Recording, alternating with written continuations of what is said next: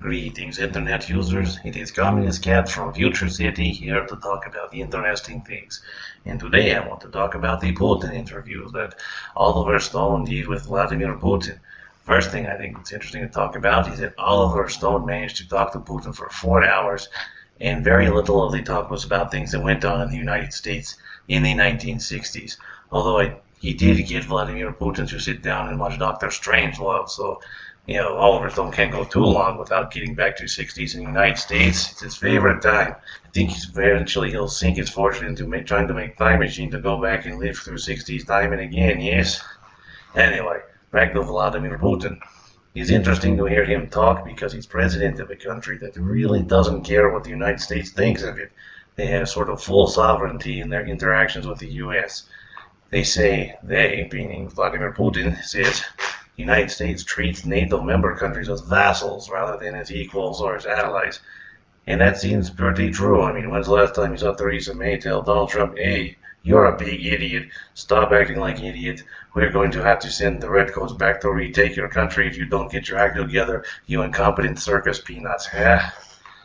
But I think the standout thing that came from that was when Vladimir Putin was asked what he thought of the current Russophobia here in the United States, yes?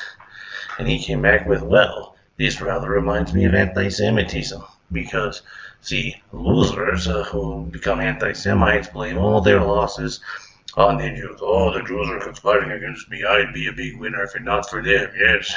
Similarly, think about people in the United States now who are like, oh, everything would have gone my way if it weren't for those rascally Russians and their KGB spies going all Boris and Natasha on me and ruining all that. Yes, it's a silly, sad loser's excuse.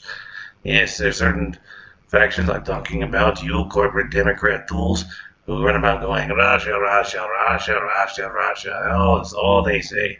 Kind of reminds me of a few years back when you heard the Republicans and all they could do was go, Benghazi, Benghazi, Benghazi, Benghazi, Benghazi. It ends up sounding like nonsense word, yes? So, those are losers who blame everybody but themselves for the fact they're losers, yes?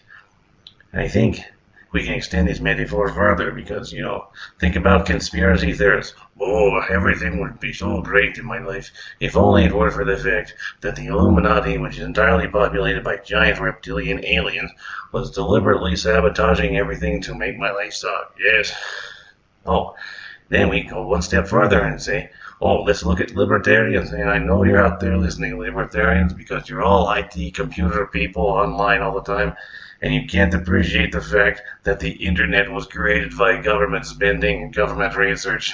Oh, your cognitive dissonance is amusing to me, yes. But yes, those libertarians, they think, oh, I would simply be king of the world if it weren't for the fact that the government is holding me back. Yes, I would be so cool if only for not all that government red tape. I would be strong enough to conquer everyone, but the government holds me back. I think this makes sense and it doesn't hold any contradictions in my head, yes? So, I think the moral of this whole story is, stop looking for someone else to blame for your problems and figure out a way to solve them yourself. I'm looking at you, corporate democratic tools, eh?